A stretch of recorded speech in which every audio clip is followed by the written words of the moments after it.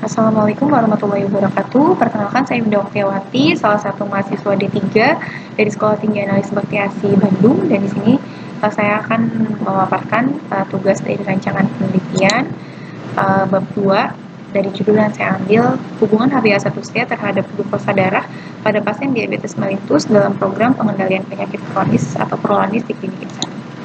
Ya, untuk tinjauan pustakanya sendiri, diabetes mellitus berasal dari bahasa Yunani dari dua kata, diabetes yang artinya mengalir terus, dan mellitus yang artinya madu atau manis. Jadi, diabetes mellitus itu juga berarti keadaan tubuh penderita, yaitu adanya cairan manis yang mengalir terus. Diabetes mellitus atau DM adalah penyakit kronis yang terjadi ketika pankreas tidak memproduksi insulin yang cukup atau ketika tubuh tidak dapat secara efektif menggunakan insulin yang dihasilkan. Ya, untuk gejala akut awalnya itu ada peningkatan jumlah urin atau poliuria, peningkatan rasa lapar atau polipagi, peningkatan rasa haus atau polidipsi, dan terjadi kenaikan berat badan. Untuk gejala kroniknya sendiri itu bisa kesemutan, kulit terasa panas atau seperti tertusuk jarum, rasa tebal di kulit saat berjalan, kram, mudah lelah, mudah mengantuk, mata kabur, kemampuan seksual menurun, dan sering mengalami keguguran pada ibu hamil. Untuk klasifikasi diabetes mellitus sendiri terbagi menjadi 3. Yang pertama, DM tipe 1 disebabkan karena defisiensi insulin yang ditimbulkan oleh destruksi autoimun sel-sel B di pulau-pulau Langerhans pankreas. Dan DM tipe 2 disebabkan oleh resistensi insulin dan gangguan sekresi insulin. Jenis diabetes ini umumnya disebabkan oleh obesitas ya. Dan diabetes mellitus gestasional atau yang terjadi selama kehamilan dan biasanya hilang setelah melahirkan, tapi tetap beresiko untuk mengidap diabetes mellitus tipe 2. Untuk patofisiologisnya sendiri, dalam patofisiologis diabetes mellitus tipe 2 terdapat beberapa keadaan yang berperan, yaitu resistensi insulin dan disfungsi sel pankreas. Diabetes mellitus tipe 2 bukan disebabkan oleh kurangnya sekresi insulin, melainkan karena sel-sel sasaran insulin gagal atau tidak dapat merespon insulin secara normal atau lazim disebut dengan resistensi insulin. Pada awal perkembangan diabetes mellitus tipe 2, sel B menunjukkan gangguan pada sekresi insulin fase pertama.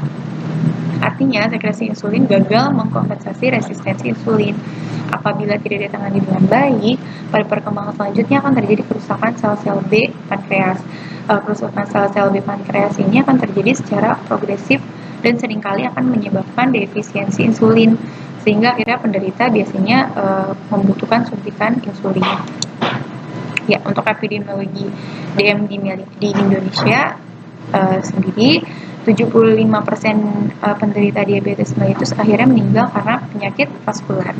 Serangan jantung, gagal ginjal, stroke, dan gangren adalah komplikasi yang paling utama.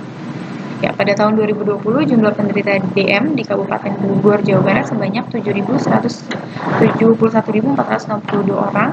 Beberapa upaya Dinas Kesehatan dan BPJS untuk mengendalikan prevalensi DM diantaranya adalah dilakukannya usaha promotif preventif melalui program pengelolaan penyakit kronis atau prolanis di FKTP di Kabupaten Bogor. Komplikasi diabetes mellitus sendiri yang pertama, meningkatnya risiko penyakit jantung atau kardiopati diabetik, dan kebutaan akibat limfoma atau retinopati diabetik, penyebab utama gagal ginjal, stroke, neuropati, atau kerusakan syaraf. Untuk penata laksanaan diabetes ini juga bertujuan untuk mencoba menormalkan aktivitas insulin dan kadar glukosa darah dalam upaya untuk mengurangi komplikasi vaskular serta neuropatik. Yang pertama ada diet, latihan, terapi, dan pendidikan atau penyuluhan. Ya, glukosa darah. Glukosa darah sendiri merupakan gula yang terdapat dalam darah yang berasal dari karbohidrat dalam makanan dan disimpan sebagai glikogen di hati dan di otot rangka. Glukosa darah berfungsi sebagai penyedia energi tubuh dan jaringan-jaringan di dalam tubuh. Kadar glukosa dalam darah dalam keadaan normal berkisar antara 70 sampai 110 mg per desiliter. Untuk kadar glukosa 2 jam setelah makan itu di bawah 140 mg dan gula darah sewaktu biasanya di bawah 180 mg. Ya.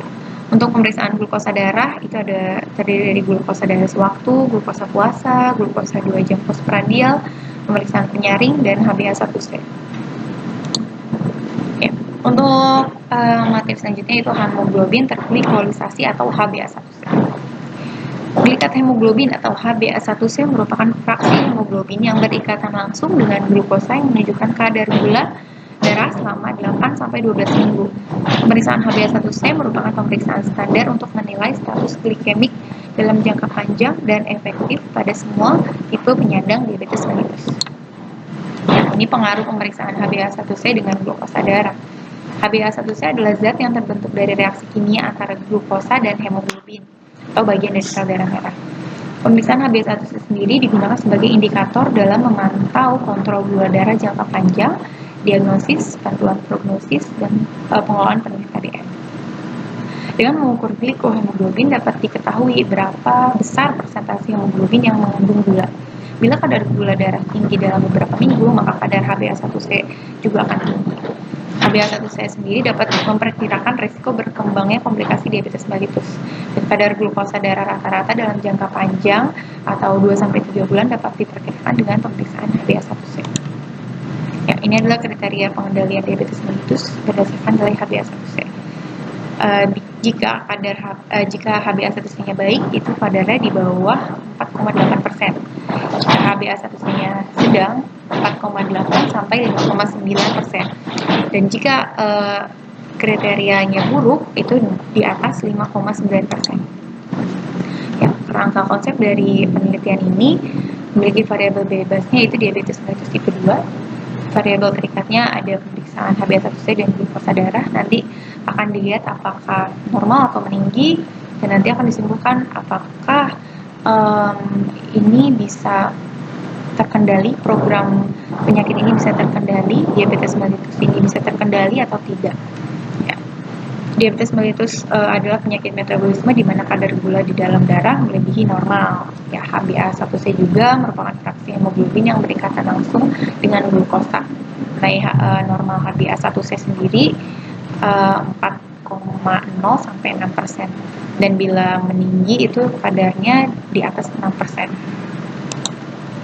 Ya, penelitian ini adalah deskriptif dengan desain penelitian cross-sectional yang bertujuan untuk melihat kadar HbA1c dan glukosa darah pada penderita diabetes tipe 2, di mana nanti sampel yang saya ambil itu diperoleh dari PLANIS atau program pengelolaan penyakit kronis. Jadi nanti bisa dilihat di situ apakah program ini berjalan lancar, berjalan terkendali untuk penyakit-penyakit DM, untuk pasien-pasien DM atau tidak. Dan dalam penelitian ini akan diketahui apakah kadar HbA1c ini berpengaruh terhadap glukosa darah. Mengingat HbA1c adalah pemeriksaan screening diabetes mellitus yang berfungsi untuk melihat kadar glukosa darah dalam jangka panjang atau 2-3 bulan. Ya, dan akan diketahui apakah PLANIS ini berjalan memberikan efek yang baik pada pengendalian penyakit DM atau tidak. Sekian presentasi dari saya. Kurang lebihnya mohon maaf. Terima kasih. Assalamualaikum warahmatullahi wabarakatuh.